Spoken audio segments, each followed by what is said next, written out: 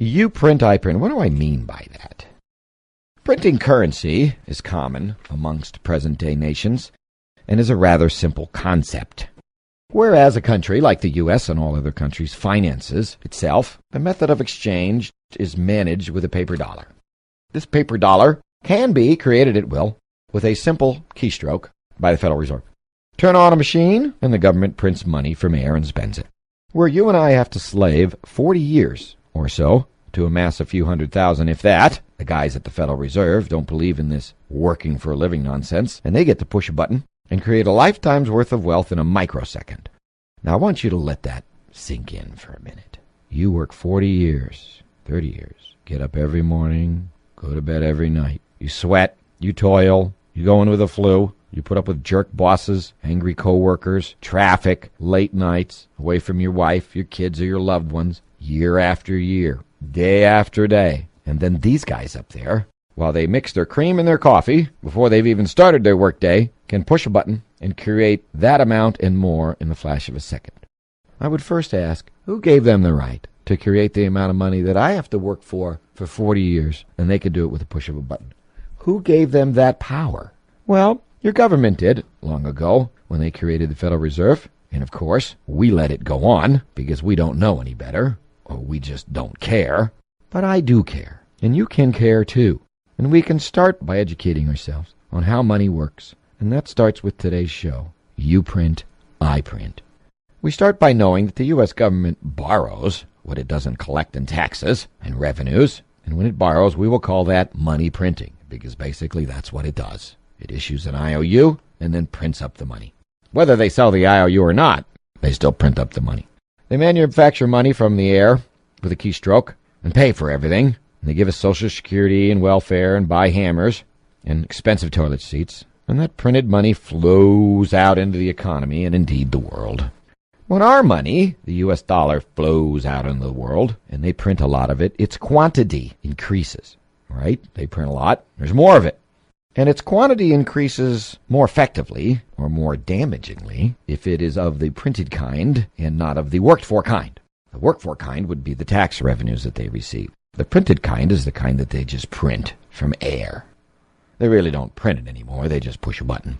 And since the U.S. prints a heck of a lot more of what it spends than it makes, billions if not trillions, actually 1.5 trillion or more printed dollars this year alone, this increase in the money supply is much like bananas. When a bumper crop of a currency is created or printed by the feds, the value of the currency drops as well. When you have a lot of bananas, they're cheaper. When you manufacture a lot of dollars, they get cheaper. And you say, well, what does a cheaper dollar mean? Well, when I mean a cheaper dollar, it means that you can buy less. For in economics, scarcity of a product causes price increase. You get a plague in the banana field and you only have 10 bananas for sale, the price skyrockets for bananas. A glut of bananas causes prices to decrease. Wow, we got great fertilizer and the weather was great this year, and we grew billions of corn and now they're 20 for a buck. Like lots of banana causes low prices for bananas, lots of printed dollars causes cheap dollars. Cheap U.S. dollars really means that you and I can buy less with what we have in our wallet. Their purchasing power decreases. We know that as inflation. If your dollar buys less, that means to the average Joe that prices rise. And it just really takes more dollars to buy a loaf of bread after all. Did the value of bread go up to you? No, not really. It just took more of your dollars to buy them. So when you say, well, the price of bread went up, you could really say, well, the price of the money went down, right? Same thing, right? People think that bread went up in price, hence the name inflation. But did you know, a century ago, inflation was actually referred to for what it was. They didn't call rising prices inflation. They called it deflation. Because what this referred to was the loss of value in the dollar. So when prices rose, they said, we're experiencing deflation. Deflation in the price of the dollar. The dollar was deflating or losing value.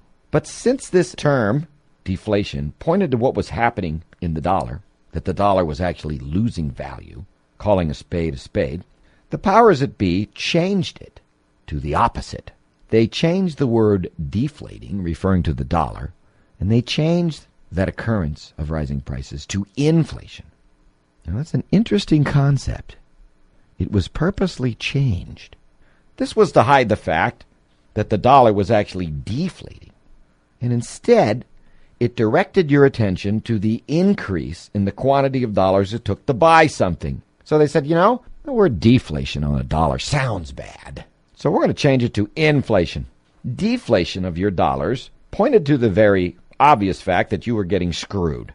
And when they changed the name from deflation to inflation, the blame got shifted from the dollar, and the blame got shifted from the dollar handlers, which was Washington, to the producers. Do you see how that worked? No longer did it appear that the dollar was losing value due to its inherent mishandling of it, because if you said, well, the dollar is deflating, well, why is that? Well, that's because the government is printing so many of them. So people could say, my dollar's deflating, it's the government's fault. But when you change it to inflation, now you blamed the loss of purchasing power on rising prices. And that shifted the blame to the people making the things, the producers. Aka, big corporations, capitalists, and everybody else selling stuff. So instead of the blame rightfully put on the handlers of the dollar, which was the Washington, and saying, you're the reason why I'm losing money, and you're the reason why my dollar's deflating and the prices are going up, by calling it inflation, it all of a sudden directed everybody's head stage right to the producers. Well, it's the companies. They're screwing us. They're raising prices and making profits. You see how this works? Brilliant. Amazingly brilliant. This new name, inflation, is the exact opposite of what is going on. You're not seeing inflation caused by rising prices because we're getting screwed by the corporations. You are seeing deflation in the dollar because the government prints a lot of it for free. You see how that works? There is beauty in fraud. You have to appreciate a good con. So right away, the blame gets shifted to corporations. And that's why the name was changed. See, but it's not the corporation's fault. It's not McDonald's fault that the hamburgers cost more. It's the fact that your dollar buys less, and the people that handle the dollars are the direct result of why your dollars buy less. But it deflects the blame in the name. So here we have a country printing like mad, and since this causes the currency of that nation to fall in value because we print more of it, or deflates the currency, the people like you and I have to cough up more currency to buy stuff. If we take the U.S., for example, when we buy stuff here, since all of us here in the U.S. use the same currency, all of us experience the same deflating dollar, or inflation, rising prices, depending on what name you use. Because if all the things were made here and bought here in the U.S., there would be no net effect of inflation or deflating dollars. My price would go up, your price would go up. Wouldn't matter. All the prices of what you sold to me and I sold to you would move together. However, the one bad thing about inflation is that wages never keep up. That's the hook.